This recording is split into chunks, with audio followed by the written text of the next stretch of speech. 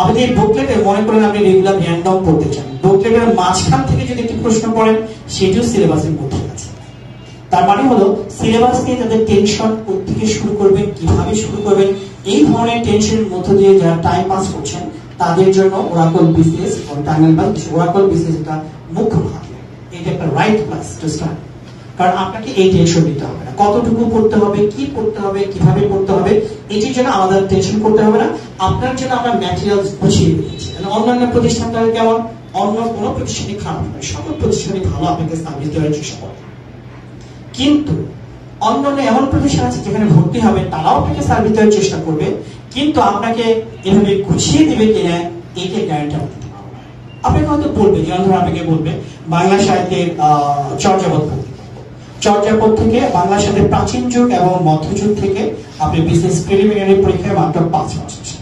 কত মাস আছে? মাত্র 5 মাস। খেয়াল করে দেখেন, প্রাচীন যুগ ও মধ্যযুগ এত বড় দুটা যুগে মাত্র প্রশ্ন কত? প্রিলি 5 মাস। এখন 5 মাসের জন্য কতটুকু পড়তে হবে, কিভাবে পড়বেন, এটি আপনারা যারা এখন স্টাডি করেন তারা ভালো জানবেন নাকি আমাদের মতো যারা এই পথ পাড়ি দিয়ে আসে তারা ভালো জানবেন? তারা ভালো জানবেন। আর আমরা এই 5 মাসের জন্য এই চর্যাপদ এবং বাংলা এই মধ্যযুগের সাহিত্য কতটুকু পড়তে হবে এটি আমরা বুকলেটে সুন্দর করে সাজিয়ে দিয়েছি। আপনি এতটুকু পড়লে মোটামুটি কভার করতে পারবেন। কিন্তু অন্যান্য প্রতিষ্ঠানে তাহলে কি সমস্যা? অন্য প্রতিষ্ঠানও সার্ভিস দিতে চায়, আনডাউটলি তারাও চেষ্টা করবে আপনাকে সার্ভিস দিতে, কিন্তু আপনাকে এইটা এই প্রাচীন যুগ এবং মধ্যযুগকে গুছিয়ে এরকম করে দিবে এর গ্যারান্টি নেই। তাহলে কি আছে? আপনাকে বলবে যে প্রাচীন যুগ এবং মধ্যযুগ থেকে 5 মাস আসবে, আপনি আজকে বাসায় যাবেন, বাসায় গিয়ে প্রাচীন যুগের পড়া থেকে 100 প্রশ্ন করে নিয়ে আসবেন। আপনি কি জানেন প্রাচীন যুগে কোন জায়গা থেকে প্রশ্ন আসবে, কি প্রশ্ন আসবে, এটি যদি জানতে দ্রুততার সাথে তার কোচিং আসতে হবে। তাহলে আপনি যাবেন, আপনি বাসায় যাবেন, বাসায় গিয়ে বিভিন্ন বইপত্র কালেক্ট করা শুরু করবেন, প্রাচীন যুগ থেকে মধ্যযুগ থেকে লেখা শুরু করবেন 100 প্রশ্ন। দেখবেন এমনও হতে পারে এই 100 প্রশ্নের মধ্যে মাত্র 10টা প্রশ্ন রিলিভ হয়, বা 20টি প্রশ্ন রিলিভ হয়, 80টি প্রশ্ন রিলিভ হয়, কারণ আপনি জানেন আপনার টাইমের অপচয় হচ্ছে। এটি হলো অন্য কোচিং এর সাথে ওরাকলের একটা মৌলিক পার্থক্য। ওরাকল হলো আপনাকে গুছিয়ে নেবে, যেহেতু প্রতিষ্ঠান, এই প্রতিষ্ঠান যেহেতু আপনার কাছ থেকে অর্থ নেয়, তাহলে আপনার এই অর্থের বিনিময়ে আপনাকে যে পড়ার স্ট্র্যাটেজি এটি গুছিয়ে আপনাকে দিতে হবে। যদি অন্য প্রতিষ্ঠানে আপনি যাবেন, আপনাকে বলবে, আপনি ব্যস্ত মানুষ, আপনি ভর্তি হলেন, ধরেন 10,000 টাকা ভর্তি হলেন, ভর্তি হওয়ার পরে বলবো যে আপনি অমুক দিন ক্লাস করলেন, আজকে যান গণিতের অমুক চ্যাপ্টার থেকে 10টা 20টা করে অঙ্ক করে নিয়ে আসেন।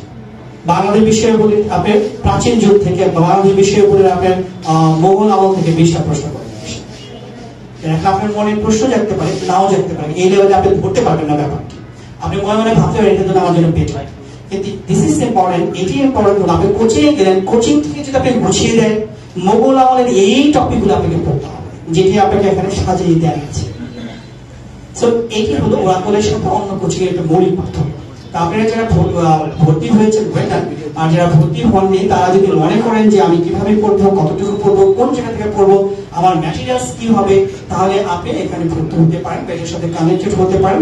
আপনার এই টেনশন গুলো করতে হবে না, আপনার টেনশন শুধু জাস্ট পড়া আর ম্যাটেরিয়াল সাপ্লাই দেওয়ার কাজ হলো আমার। আর কি তথ্য দিয়ে রাখি, আপনি যখন ওরাকলে ভর্তি হবেন তখন ক্লাস করবেন, লেকচার 1 ক্লাস করবেন। এই লেকচার 1 ক্লাস করার পর যখন লেকচার 2 ক্লাস করবেন, এই লেকচার 1 এর উপর দেখবেন ক্লাস হবে।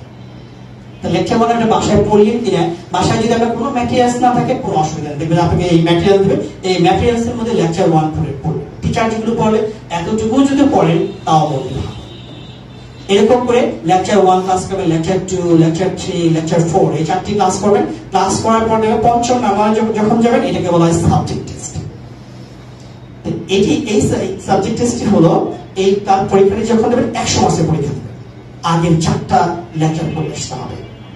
এরকম করে প্রত্যেক সাবজেক্টে 14 থেকে 15 মাস 16, 17টি করে ক্লাস টেস্ট দিবেন, এবং প্রত্যেক সাবজেক্টে প্রায় 4টি করে সাবজেক্ট টেস্ট দিবেন। 100 মার্কের 4টি করে সাবজেক্ট টেস্ট দিয়ে আসলেন, 16, 17টি করে ক্লাস টেস্ট দিয়ে আসলেন।